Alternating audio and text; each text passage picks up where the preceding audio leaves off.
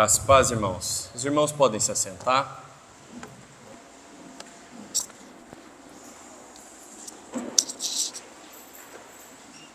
Eu gostaria de convidar os irmãos a abrirem suas Bíblias no Evangelho de Mateus.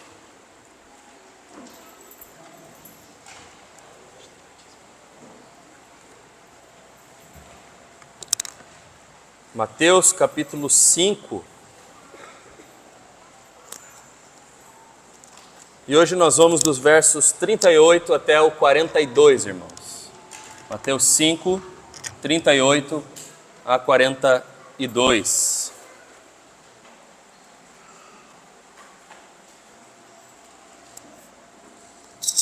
Vamos ao Senhor em oração uma vez mais, irmãos. Feche seus olhos.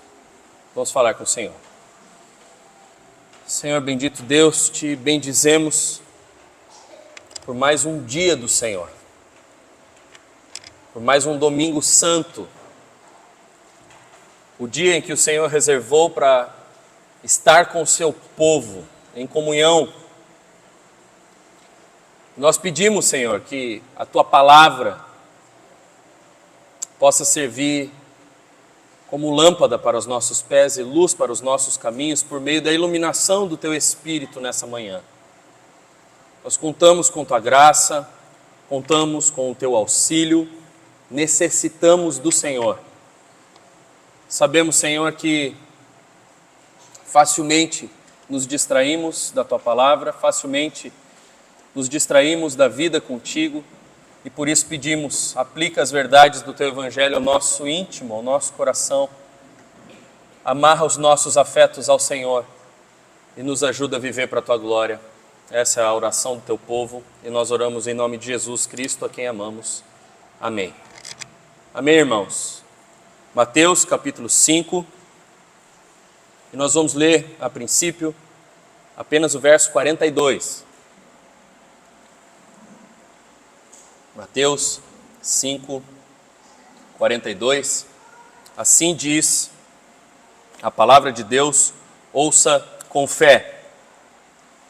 Dê a quem lhe pede, e não volte as costas ao que quer lhe pedir emprestado. Crianças, vocês vão desenhar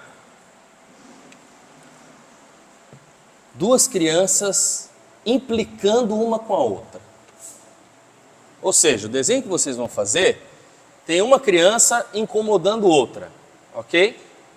Aquilo que vocês costumam fazer com seus irmãozinhos. Mais ou menos isso.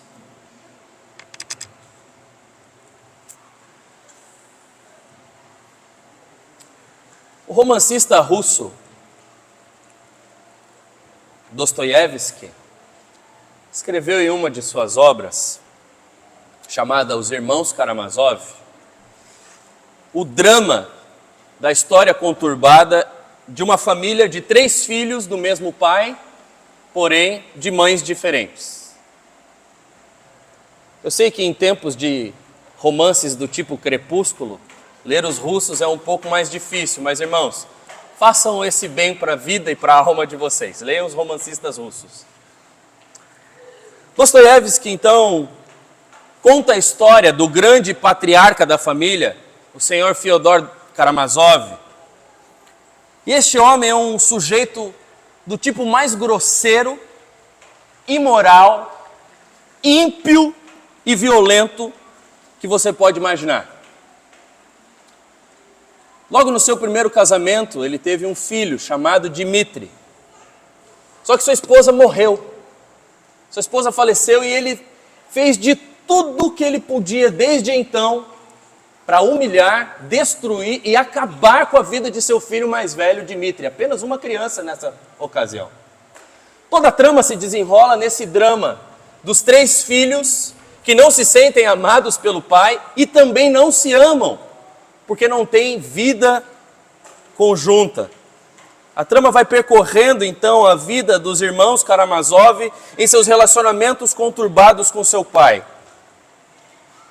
Por outro lado, a trama também enfoca a vida de Dmitri, esse filho mais velho, rejeitado pelo pai, e mostra como Dmitri foi tomado pelos dois sentimentos mais violentos que podem tomar um homem. De um lado, Dmitri é tomado por uma paixão avassaladora por uma mulher chamada Grunchenka, que está prometida a casamento a seu pai, o homem que ele tanto odeia.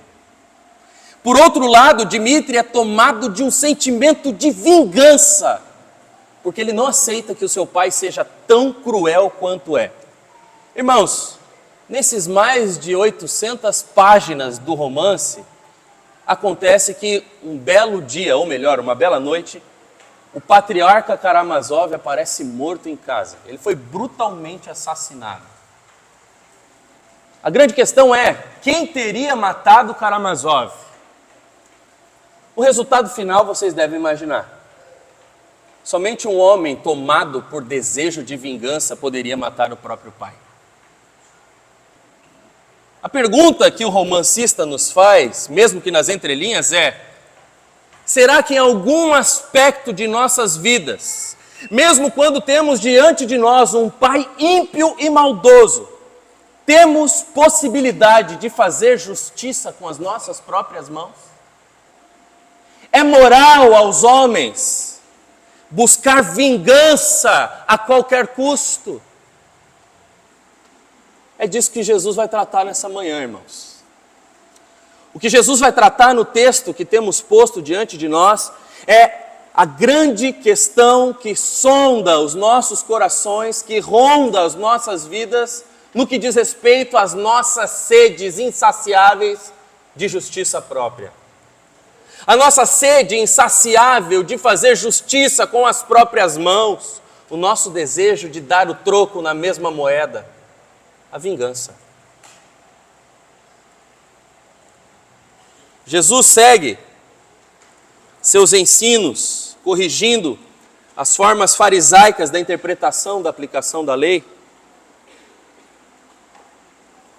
E no mesmo movimento que ele já fez anteriormente, sobre as questões da ira, do adultério, do divórcio e dos juramentos, agora ele faz com relação à vingança.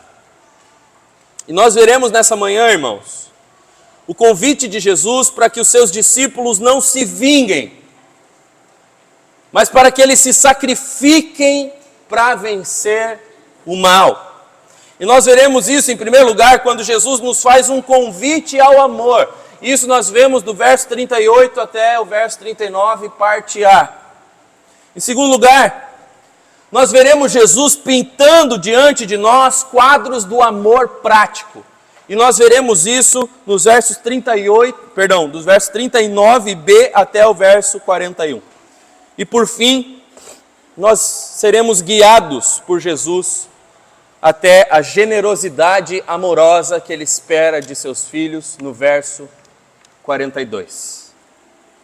Voltemos os olhos para o texto sagrado e vejamos o convite ao amor que foi feito por Jesus nos versos 38 e na primeira parte do verso 39. Assim diz a palavra de Deus, ouça com fé. Vocês ouviram o que foi dito, olho por olho, dente por dente. Eu, porém, lhes digo, não resistam ao perverso. Jesus, mais uma vez aqui, irmãos, vai contrastar a posição equivocada dos fariseus em relação ao real sentido da lei, em relação ao real ensino que a lei tinha como proposta que os seus filhos, os filhos da aliança, vivessem. O resumo dos ensinamentos dos rabinos farisaicos citados por Jesus aqui vem diretamente da lei mosaica. Eles retiram esse ensino da lei do talião, ou da lei da retribuição, que nós encontramos em Êxodo, Levítico e também em Deuteronômio. Eles pegam a suma da lei e eles enfatizam, olho por olho, dente por dente.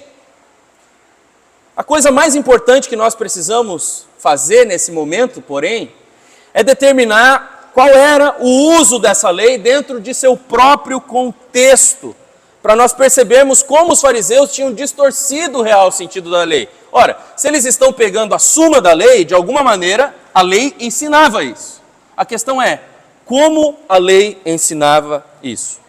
Nós precisamos lembrar, irmãos, que a lei de Moisés era tanto uma lei moral, como também um código civil. Por exemplo, em Êxodo 20, nós temos aquilo que nós conhecemos como os 10 mandamentos da lei de Deus. Os 10 mandamentos da lei de Deus são um ensino moral. São uma lei moral que rege a vida dos crentes até hoje. Porém, em Êxodo 21 até Êxodo 23, por outro lado, nós vemos uma série de ordens que servem para regular a vida civil da jovem nação israelita. Uma nação que estava escrava há 400 anos e que agora vai ter sua própria legislação. É nesse contexto onde a lei civil de Israel está sendo destilada, está sendo ensinada, que aparecem as palavras de Deus para o seu povo, olho por olho e dente por dente. Em outras palavras, irmãos, essa lei de retribuição era para ser aplicada pelos poderes do Estado de Israel, e não para ser aplicado como um mecanismo de justiça própria. Não era para ser aplicado como um tipo de resposta pessoal à ofensa de outro. O princípio era a retribuição exata. Esse era o princípio que regia a lei de Deus. Nem mais, nem menos. Se alguém te atacou e te feriu o seu olho, o que vai ser ferido do outro? O olho. Não o olho e mais alguma coisa. É retribuição exata. Ou seja, ela tinha função efetiva de caracterizar a justiça. E por outro lado, refrear a vingança. Refrear o linchamento. Numa sociedade onde os homens podem fazer justiça própria, justiça com as próprias mãos, nada impede o linchamento. Nada impede a sede de vingança ser saciada. Acontece, porém, que os fariseus estendiam esse princípio da justa retribuição da lei civil de Israel, que eram para ser aplicadas nos tribunais legais da nação judaica, para a esfera dos relacionamentos pessoais. Eles aplicavam a lei do tribunal na esfera dos relacionamentos pessoais. Eles usavam a lei civil para justificar a vingança pessoal. E embora a lei civil fosse justamente para refrear a vingança, os fariseus aplicavam a lei justamente para fomentar a vingança. Embora este princípio pertencesse, então, aos tribunais legais de Israel, esse princípio jamais deveria ser aplicado à esfera dos relacionamentos pessoais. Os fariseus, então, usavam a boa lei de Deus, que servia para refrear a violência, de uma maneira inversa. Eles intensificavam a violência pessoal por meio do uso da lei. Jesus, por sua vez, vai olhar para aquilo, vai olhar para a interpretação errada dos fariseus e faz um convite aos seus discípulos. Ele diz assim: vocês ouviram o que foi dito, olho por olho e dente por dente, dentro dessa perspectiva farisaica. Eu, porém, lhes digo, não resistam ao perverso. Se os fariseus estão falando para vocês devolverem a pancada na mesma moeda, eu digo para vocês, absorvam as injustiças pessoais. Absorvam as ofensas contra o seu eu. Absorvam, não respondam na mesma moeda. Irmãos, é um convite dificílimo. O convite de Jesus é para a anulação dos nossos egos e a anulação do nosso senso de justiça. Ele nos convida a basear os nossos relacionamentos não na lei de retribuição, mas na lei do amor. Na lei do amor. E isso é extremamente difícil para nós. O dever dos discípulos de Jesus, para com aqueles que lhes fazem mal, para aqueles que lhes castigam, que zombam de sua cara, na esfera da vida pessoal, não é vingança, não é justiça com as próprias mãos, não é esmagar o adversário, por mais que você tenha condições de fazê-lo, não. É a aceitação da injustiça, é a aceitação da zombaria, é a aceitação da rejeição. E é importante salientar, irmãos, que o convite de Jesus não é um convite ao pacifismo. Teve um outro romancista russo chamado Tolstói que pegou esse texto de Jesus e escreveu um livro falando, o título do livro é O Reino de Deus está entre vós. E nesse livro ele vai fazer a defesa de que aqui Jesus proíbe qualquer ato de defesa pessoal, o que é uma mentira. Jesus não está tratando de pacifismo. O foco de Jesus não é político, irmãos. O foco de Jesus está na vida e no coração dos seus discípulos, que não devem dar o troco na mesma moeda na esfera dos relacionamentos pessoais. Ele está tratando de secar toda a nossa fonte de desejo por vingança. Jesus quer que nós nos lancemos ao amor sacrificial. Veja, ele não nega a perversidade dos perversos. Ele não nega a maldade dos que nos ferem. Ele não pede que imaginemos que os perversos são um tipo de ursinhos carinhosos. Não é esse o movimento de Jesus, negar o mal. Não. Ele diz, não resista ao perverso. Ou seja, ele é um perverso, eles são perversos. Os homens são perversos, mas não resistam a eles na esfera de seus relacionamentos pessoais. O que ele está nos negando, irmãos, é o direito de vingar-se. Jesus está nos negando isso. Ele está literalmente nos proibindo a vingança. O convite de Jesus é profundo e profundamente difícil. Você há de convir comigo. E é difícil, irmãos, porque adoramos requerer os nossos direitos. Adoramos. É difícil porque nós temos prazer na sensação de aplicar a nossa justiça própria. Nós temos prazer em vingar a nossa honra. Nós temos prazer em exaltar a nossa dignidade. Por isso é tão difícil para nós. E assim como os fariseus, isso fica evidente nas coisas mais simples do nosso cotidiano. Quando, por exemplo, se algum irmão faz uma piada com um de nós, ao invés de nós aceitarmos a piada e ficar tranquilos, nós tentamos responder à altura ou ainda pior. Ora, se a piada dele me deixou sem jeito, eu vou responder com uma piada que deixa ele ainda mais sem jeito.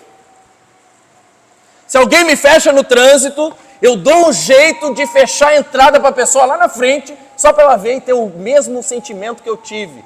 Eu tenho certeza, irmãos, que alguns de nós, se tivesse dinheiro sobrando, bateriam o carro e pagariam o seguro só para devolver o ódio que estavam sentindo naquela hora. Eu tenho certeza.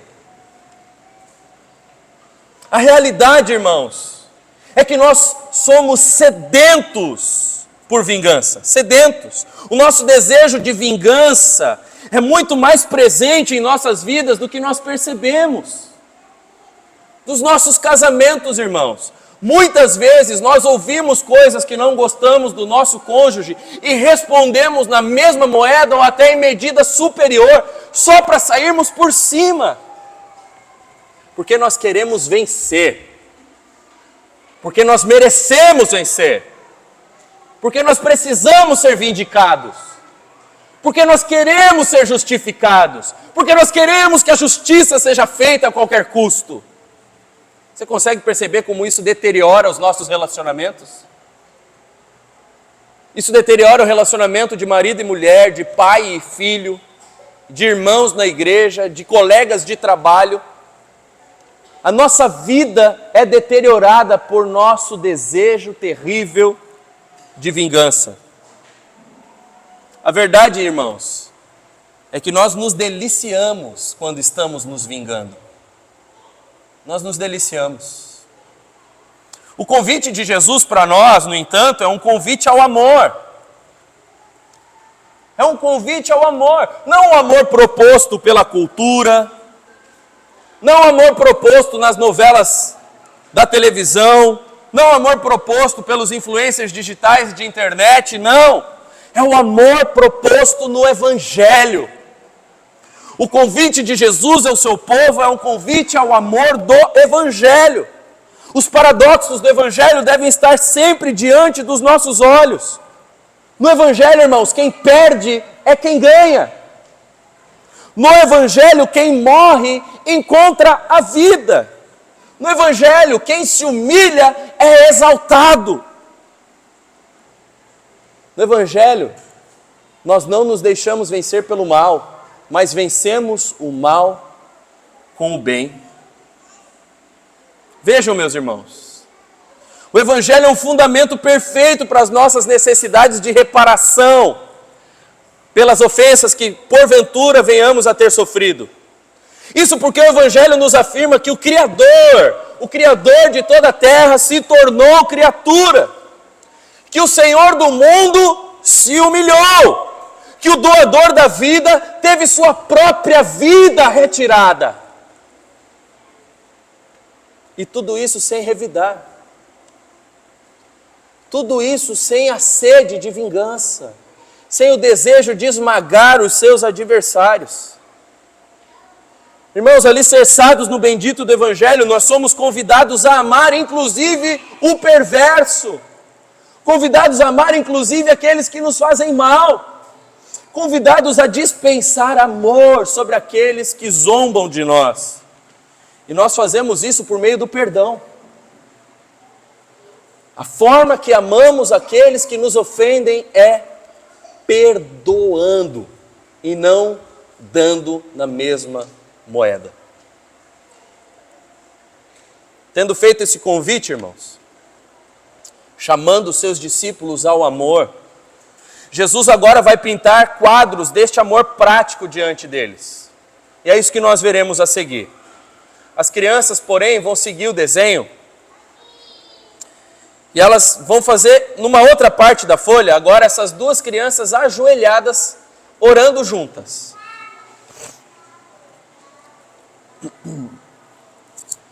Jesus passa a tornar essa questão de não resistir ao perverso ainda mais vívida para os seus discípulos.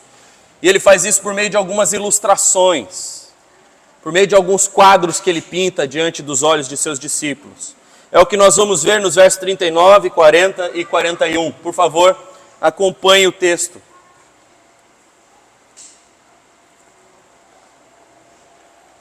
Assim diz a palavra de Deus. Eu, porém, lhes digo: não resistam ao perverso. Se alguém lhe der um tapa na face direita, ofereça-lhe também a face esquerda. Se alguém quer processar você e tirar-lhe a túnica, deixe que leve também a capa. Se alguém obrigar você a andar 1 milha, vá com ele 2. Se estava difícil, irmãos, ficou ainda mais. Jesus passa a tornar a questão muito real diante dos olhos de seus discípulos. Ele pinta 3 quadros vívidos do amor prático que os discípulos devem ter ao perverso. Cada uma das situações ilustra o nosso dever cristão de nos abster tão completamente da vingança ao ponto de permitirmos a pessoa perversa, inclusive, dobrar a injúria contra nós. Comentando essa passagem, o pregador inglês Charles Spurgeon pôde dizer, abre aspas, não resistência e tolerância devem ser a regra entre os cristãos. Eles devem sofrer danos pessoais sem revidar. E ele segue. Eles devem ser como uma bigorna, quando os homens maus são os martelos. E assim, devem vencer pelo perdão paciente. Fecha aspas. O primeiro quadro que Jesus pinta diante dos seus discípulos é o quadro do tapa na face direita. Veja, o que Jesus tem em mente aqui, irmãos, Não é um tapa no sentido de alguém que vai brigar com outra pessoa. O que Jesus tem em mente é um tapa de insulto, é um tapa na face direita, ou seja, o tapa que é dado com as costas da mão. No contexto do primeiro século, isso é muito importante para a interpretação do texto bíblico, irmãos. No contexto em que Jesus está falando, você dar um tapa com as costas da mão no rosto de outra pessoa é como você desconsiderar completamente a dignidade e a honra daquela pessoa. Você está olhando para aquele ser humano e você está dizendo assim: você é um lixo, você é menos do que nada, você é digno de ser esbofeteado com as costas da mão, você não é nada. É basicamente isso. O que Jesus está tratando aqui então é representar uma humilhação, um insulto vigoroso contra as nossas vidas. Nesse sentido, o quadro pintado por Jesus aponta para uma ofensa a mim, a nós, pessoalmente, uma humilhação, uma diminuição do nosso valor intrínseco, da nossa dignidade. E o que ele diz é: se alguém fizer isso contra você, se alguém o insultar nesse sentido, se alguém o humilhar, o rebaixar, o colocar lá embaixo, pisar em você, ofereça o outro lado da face. Não devolva o tapa igual. Não estraçalhe e humilhe também os seus inimigos. Aceite a humilhação. Aceite a humilhação. Não somente aceite a humilhação, esteja pronto para ser humilhado ainda mais. Esteja pronto para ser humilhado uma segunda vez. Ofereça o outro lado. O segundo quadro que Jesus pinta é o da perda da vestimenta, ou seja, é um mal causado em meus bens materiais. É como se ele dissesse assim: se alguém lhe processar por causa da sua camiseta, ofereça também o casaco. Ofereça tudo o que você tem. Nos tempos de Jesus, irmãos, jamais se poderia deixar um homem sem sua túnica até o fim do dia. O máximo de tempo que alguém poderia pegar a túnica de outro homem, que geralmente era sua coberta também, era a sua forma de se manter aquecido durante a noite, era até o fim do dia. Era apenas algumas horas de pena no tribunal, por exemplo. Jesus, porém, está dizendo que quando quiserem nos prejudicar em nossas posses, nós não devemos reagir de maneira vingativa, mas nós devemos aceitar o prejuízo pacientemente. Alguma pessoa pessoalmente te deu prejuízo? Jesus está falando assim: continue oferecendo. Continue oferecendo. Aceite o prejuízo pacientemente. Talvez no primeiro momento, quando fala sobre humilhação, a gente pensa: não, isso eu consigo aguentar. Mas quando tocam no nosso bolso, nós viramos ferinhas, não é mesmo? Jesus está destruindo tudo isso, irmãos. E ele segue. E ele pinta ainda um terceiro quadro diante de seus discípulos, veja. O terceiro quadro que ele pinta é o de caminhar uma milha forçosamente. Ou seja, ele pinta o quadro de uma ofensa que é uma ofensa contra a minha liberdade. Se você pensar no judeu do primeiro século, essa cena era muito comum. O povo judeu era um povo subjugado pelos romanos, certo? Os romanos tinham a prerrogativa de fazer com que os judeus cumprissem ordens em qualquer momento. Então, se eu sou um centurião romano e você é um sumo sacerdote judeu, eu olho para você e eu posso exigir nesse exato momento o seguinte: você aí, homem judeu, vem aqui e limpe minha sandália. Agora! O sumo sacerdote então se despiria de suas vestes sacerdotais, iria até o romano com uma bacia e limparia suas sandálias. Era uma ordem compulsória, era uma ação contra a sua liberdade. Foi exatamente isso que aconteceu quando nosso Senhor Jesus carregava a cruz. Vocês lembram? Jesus carregando a cruz, ele estava exausto, cansado. Então o centurião romano olha para um homem no meio da multidão e diz: você, carregue a cruz. E o homem é forçado a carregar a cruz. Simão de Cirene não foi ali voluntariamente ajudar Jesus. Ele foi compelido Ele foi obrigado. É nesse contexto que Jesus diz para aqueles homens que estavam sendo humilhados pelos romanos, ele diz assim: se o romano, se o Estado vier até você cercear a sua liberdade, você vai responder, e vai responder com um sorriso no rosto. Ah, você quer que eu carregue 1 milha? Eu carrego 2. Você quer cercear a minha liberdade? Não precisa, porque eu entrego ela a você. Eu me dou. Eu me dou.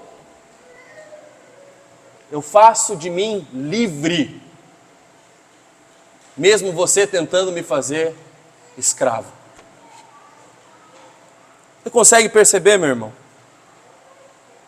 O que Jesus tem em mente é a convocação do nosso tempo e esforço quando nós não estamos dispostos a dar.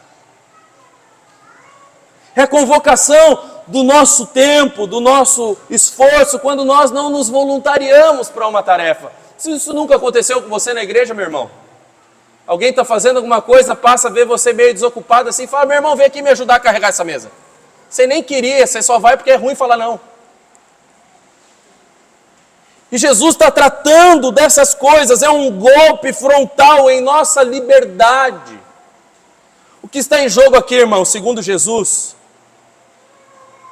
é que o crente não precisa se preocupar com os insultos e ofensas pessoais, não deve se preocupar tanto assim com suas posses financeiras, e nem mesmo com sua liberdade.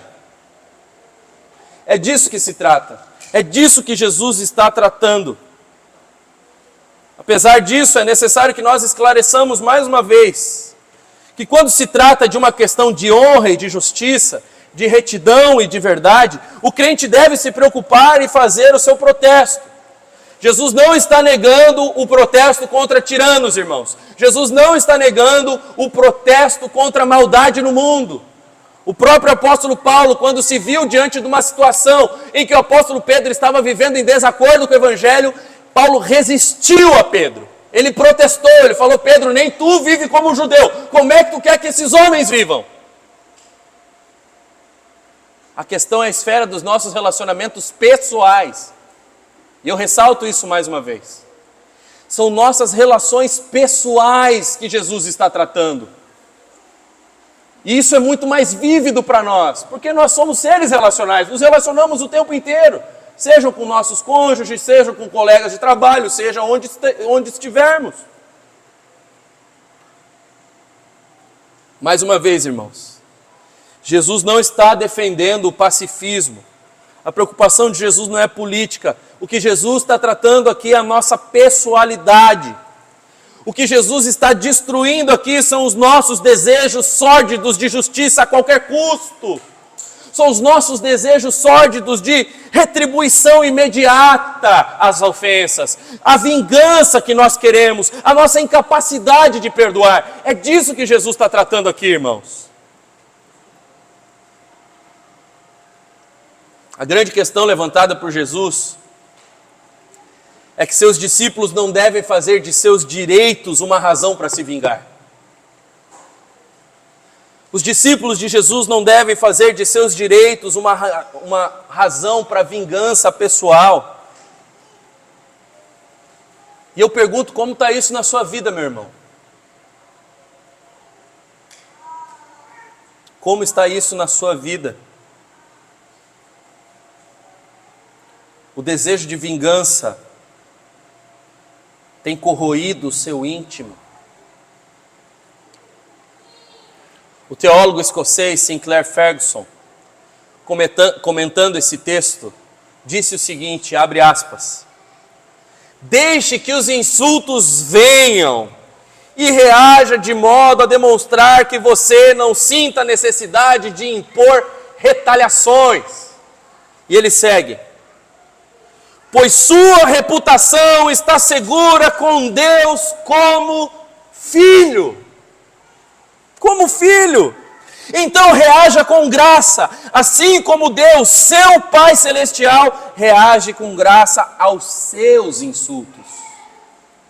Fecha aspas. É uma identidade firmada em nosso novo status como cidadãos do reino dos céus, o nosso novo status no Evangelho, que nos habilita a aguentar todo tipo de insulto pessoal sem desejar vingança. Irmãos, pense comigo, quantas pessoas serão ganhas para o reino de Deus se você e eu vivermos a nos vingar? Quantas pessoas serão impactadas pelo testemunho cristão em nossas vidas se eu e você tivermos por padrão das nossas ações a vingança? Absolutamente ninguém.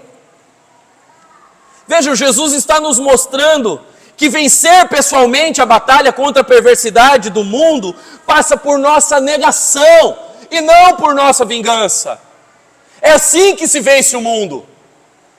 É assim que se vence a maldade do mundo, negando-se a si mesmo, negando os nossos desejos de justiça própria, negando aquilo que nós achamos ser o nosso direito de honra, de dignidade. O que Jesus nos ensina, irmãos, é que devemos vencer a batalha contra o mal como Ele mesmo venceu. Como Ele venceu. Jesus derrotou a morte em sua própria morte. Foi assim que Jesus derrotou a morte. Ele venceu a perversidade dos homens ao ser pendurado no lenho de vergonha e dor. Ele não exige de nós nada que Ele mesmo não tenha feito antes, nada que Ele mesmo não esteja disposto a dar, nada que Ele mesmo não esteja disposto a fazer. Nós devemos lembrar, irmãos, Jesus teve sua honra esfacelada. Esfacelada. Não foi somente um tapa de costas da mão que Ele recebeu em desprezo dos homens. Muito pelo contrário, Ele foi feito um espetáculo para todos os homens. O esbofetearam, cuspiram em seu rosto, o coroaram com uma coroa de espinhos e se dobraram diante dele zombeteiramente. Não és tu o rei dos judeus? Cobriram sua face, lhe estapearam e perguntaram: quem foi que lhe bateu? Bateram-lhe com varas, como se faziam com os cães. Esfolaram e esmigalharam o seu corpo nos açoites violentos dos romanos. Deram-lhe fel quando teve sede. Penetraram sua carne com a lança, suspenderam-lhe no madeiro, zombaram de sua condição, salvou os outros. Será que não pode salvar a si mesmo? E a única reação do nosso Redentor, irmãos, foi: Pai, perdoa-lhes. Eles não sabem o que fazem. Com uma só ordem do nosso Senhor, as miríades dos exércitos celestes podiam destruir os seus inimigos. Ele poderia esmagar os seus adversários, mas Ele optou o perdão, irmãos. O nosso Redentor também teve privação de seus bens. O Filho do Homem, disse Ele, não tem onde reclinar a cabeça. O Rei dos Reis, aquele que é eternamente gerado pelo Pai, esvaziou-se de sua própria glória celeste e veio habitar em pobreza entre os mais vis pecadores. De adorado pelos anjos, a rejeitado pelos homens. Das moradas eternas, a cruz de vergonha e dor. Do lugar aonde habita a luz inacessível, a profundidade das trevas por receber em si mesmo o pecado do seu povo eleito. O Filho de Deus, 3 vezes santo, foi feito pecado por pecadores. Não por homens justos, por pecadores como eu e você. O nosso Salvador também teve sua liberdade cerceada. O prenderam como se prendem assassinos. Penduraram ele como penduram os piores dentre os piores dessa terra. O pregaram ao terrível instrumento de tortura destinado a homens maus. Foi assim que o nosso Redentor venceu a perversidade do mundo, irmãos. Foi assim que Jesus resistiu ao perverso, se se entregando à perversidade dos homens. Quem somos nós para acharmos que absorver um insulto é muito para nossa honra? Quem somos nós para acharmos que um prejuízo financeiro é o suficiente para perdermos o nosso testemunho no mundo? Quem somos nós diante do Redentor, irmãos? Diante das nossas breves obrigações de serviço ao seu reino ou qualquer serviço que seja. Ah, pastor, mas eu não levo desaforo para casa porque eu sou homem. E homem não leva desaforo para casa. Você é um fraco. É o que a Bíblia diz sobre você. Você é um fraco. Provérbios 16:32 diz que é melhor aquele que tem domínio de si do que aquele que toma uma cidade. A sua força se revela assim no dia da necessidade. Você, na verdade, é um fraco. Seja você homem ou mulher. Fraqueza. Os quadros pintados por Jesus diante de nossos olhos são quadros que Ele mesmo pintou com sua vida, irmãos. Ele mesmo pintou com sua vida. Não temos a dignidade que Ele tem, e ainda assim achamos que somos mais dignos de honra do que Ele foi. Não temos as posses que Ele tem. Lembremos, Ele é o dono de todo o ouro e de toda a prata. Mas achamos que temos direito de brigar por causa de míseros números a mais em nossas contas bancárias. Não somos deuses, mas queremos ser donos de nossas vidas e odiamos qualquer intromissão em nossas agendas. Foi o teólogo alemão, morto por Hitler na Segunda Guerra Mundial, Dietrich Bonhoeffer, que disse: os discípulos de Jesus precisam lembrar que eles precisam ter uma comunhão da cruz. Nós precisamos viver a comunhão com a cruz, irmãos. A cruz de Cristo. E a nossa. Devemos também seguir o mesmo caminho de negação dos nossos egos com Cristo, a caminho do Calvário, a caminho do Gólgota. Porque Ele se esvaziou, podemos também suportar todo tipo de esvaziamento dos nossos egos para o avanço do reino de Deus. Porque o nosso Senhor se negou, nós também podemos nos negar. Porque Ele foi humilhado, podemos ser humilhados por sua causa com um sorriso no rosto. Que grande contraste há em nossos deméritos e os méritos de Cristo. Que grande contraste há, meus irmãos. Jesus, no entanto, segue o seu ensino sobre vingança. E faz um apelo ainda mais intenso para os seus discípulos, quando Ele os chama para uma generosidade amorosa. É o que nós lemos no verso 42. Volte os olhos para o texto.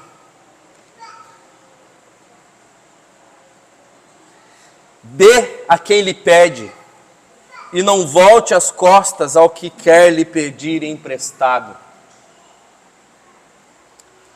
O Dr. David Martin Lloyd-Jones diz que esse versículo foi colocado aqui, no meio desse texto, para terminar de acabar com os nossos egos. E eu concordo com ele. Até aqui, irmãos, Jesus vinha falando de nossas obrigações, e Ele falava de situações que abraçavam um quesinho de injustiça. Ou seja, é um insulto, é a túnica, a capa, é uma milha não duas, ou seja, tem um tanto de injustiça aí, tem um fundinho de justiça.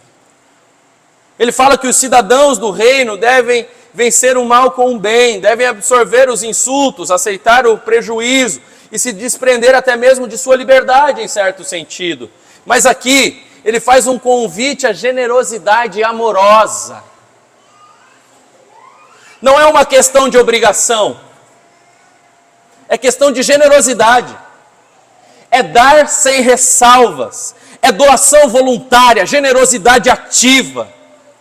O que Jesus pretende extirpar com este convite é a atitude de espírito dos homens que olha para aquilo que tem e diz: é meu e de mais ninguém, é meu porque eu conquistei, É meu porque eu batalhei. É meu porque eu me esforcei. É meu por qualquer outra coisa que você queira dizer. É importante ressaltar que Jesus não está dizendo que temos que dar tudo o que temos. E Ele nem mesmo está dizendo que temos que dar para quem quer que seja que nos pedir. Isso é importante. Não é isso. O que Ele está considerando aqui é a tendência do ser humano, por causa do seu próprio eu, por causa de seu espírito egocêntrico, a não ajudar aqueles que estejam sofrendo alguma real necessidade. Ele está falando de necessidade real. O que Jesus tem em mente é o desapego material de seus discípulos. É um desapego do mundo. O que guia os discípulos de Jesus não é a lógica da represa, irmãos. E é isso que Jesus está tratando aqui. O que guia os discípulos de Jesus é a lógica de um rio que flui sem impedimentos, que frutifica, que abençoa, que multiplica e que não retém. Essa é a lógica que guia os discípulos de Jesus. Jesus faz um chamado radical, irmãos. Porque o amor de Deus é um amor que dá de si mesmo.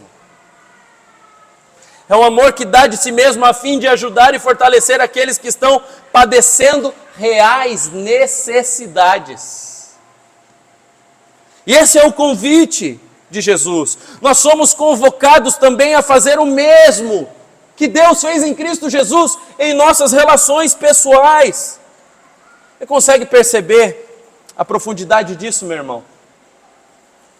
Consegue perceber que isso acaba conosco?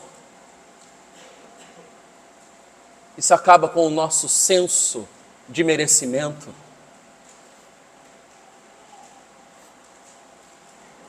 Crianças, esse desenho que vocês fizeram é o desenho de um devocional que foi feito com o Timóteo essa semana, que contava a história de uma menininha que tinha um irmãozinho menor, e esse irmãozinho menor vivia chateando a irmãzinha maior. Batia, puxava o vestido, puxava o cabelo, incomodava, pegava o brinquedo da mão e todas essas coisas que vocês sabem bem como funciona, né?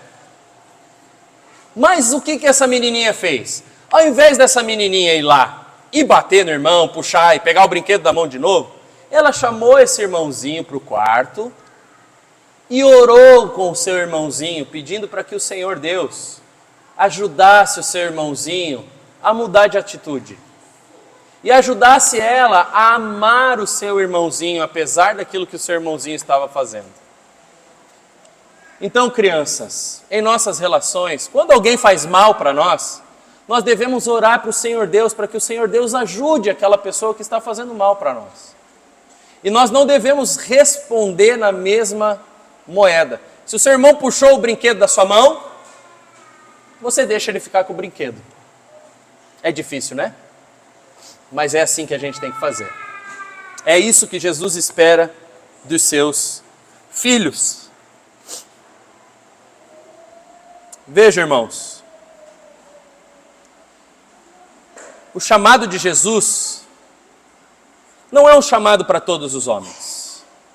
Esse chamado aqui, do Sermão do Monte, não foi endereçado a todos os homens. Esse chamado é um chamado aos cidadãos do seu novo reino. É um chamado para os cidadãos do Evangelho. Os cidadãos que foram salvos por Jesus Cristo. E que foram chamados para uma vida completamente diferente da vida dos cidadãos da cidade dos homens. É um chamado para os discípulos. O povo remido de Deus é guiado por leis diferentes das leis que guiam os homens que não foram redimidos por Deus. O cidadão do reino de Deus dá generosamente, sem ser obrigado a dar generosamente. É isso que está em jogo quando a gente contribui na igreja, irmãos. Mas não somente quando a gente contribui na igreja, quando a gente contribui um na vida do outro.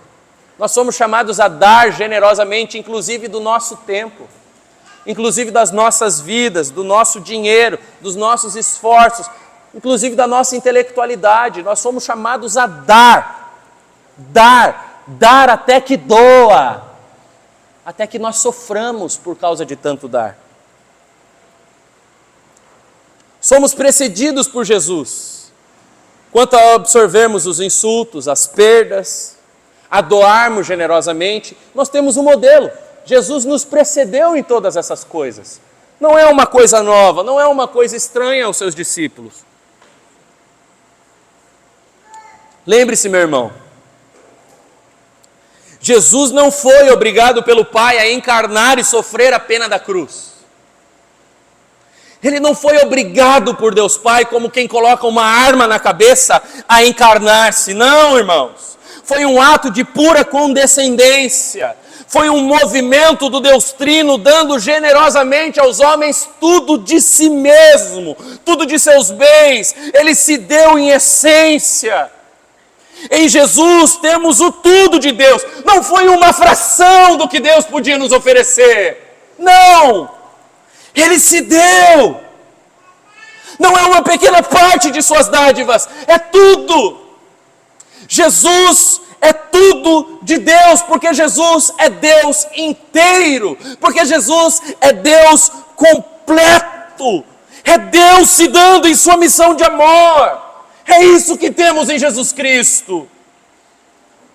O que podemos negar diante disso, irmãos? Quem somos nós para retermos graça diante da graça de Deus? Quem somos nós para retermos o perdão? Quem somos nós para acharmos que as pequenas coisas transitórias da nossa vida são mais preciosas do que a glória do Evangelho de Jesus Cristo? Se Deus deu tudo de si em Cristo Jesus, como nós não podemos também negar a nós mesmos para o bem do reino de Deus? Se Deus fez sua justiça, deu sua justiça a infames e injustos pecadores como nós, se Deus deu vida para homens mortos em seus delitos e pecados, se Deus deu perdão para pecadores tão miseráveis como eu e você, como nós podemos nos revestir de tal dignidade que não aceitamos o insulto de quem quer que seja?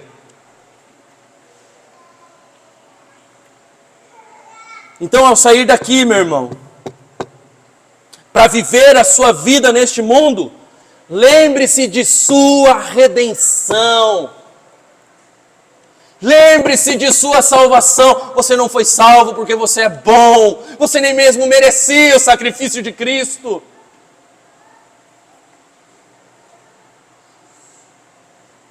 Lembre-se de seu batismo e viva de acordo com ele. Lembre-se de seu Salvador e se apegue a ele, de modo que sua vida se misture com a dele. Lembremos de nossa bendita redenção, meus irmãos. E eu faço aqui um apelo final.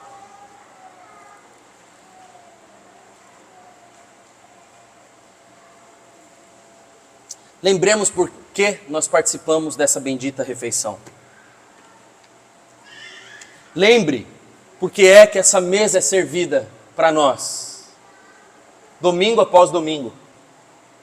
Por que que nós nos banqueteamos na presença do Senhor? Lembre, meu irmão, não é por nossos méritos, não é por nossa bondade, é por causa da bondade e dos méritos de outro, por causa da bondade e dos méritos de Cristo. A mesa do Senhor é a mesa dos que sabem que nada têm e que em Cristo tudo encontram. É a mesa dos que se achegam ao Senhor de mãos vazias de seus próprios méritos e são preenchidos pelos méritos de Cristo. É a mesa da inclusão de pecadores na membresia da família de Deus. É a mesa dos crucificados com Cristo para suas paixões, para os seus desejos, para os seus planos e seus objetivos. É a mesa dos cidadãos dos céus, que têm seus olhos e afetos amarrados à sua pátria celestial e não a este mundo. É a mesa daqueles que vivem na expectativa gloriosa da volta do seu Redentor. É a mesa daqueles que vivem esperando o dia em que participarão da refeição das bodas do Cordeiro. E é por isso que participarmos dessa mesa, irmãos, só é possível quando nós lembramos que a vingança é do Senhor e não é nossa. Aqueles que nos maldizem, aqueles que tentam pisar os filhos de Deus, aqueles que tentam humilhar e destruir a fé dos filhos de Deus, serão julgados. Não por nós, irmãos, mas pelo próprio Pai, que cuida de seus filhos e sabe exatamente daquilo que eles precisam. Por isso, querido irmão, não se deixe vencer pelo mal. Vença o mal com o bem. Olhe para Cristo e encontre nele satisfação ao ponto de que as injúrias não te afetem, que as perdas para esse mundo não te desesperem, mas para que a sua alegria esteja depositada na porção celeste que te aguarda. Amém, meu irmão? Amém? Fique de pé por um instante.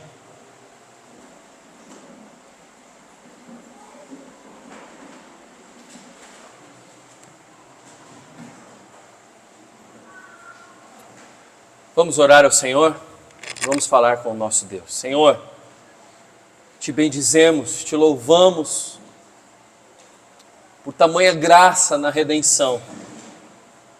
Senhor, nós não merecíamos e ainda assim o Senhor nos salvou. Nós éramos aqueles homens que te insultavam, Senhor. Cada ato das nossas vidas, antes de nossa redenção, era um ato de rebeldia e de rebelião contra a Tua autoridade, contra a Tua divindade, Senhor. E ainda assim, o Senhor demonstrou o Seu amor por nós enquanto ainda éramos pecadores. Te bendizemos por isso, Senhor.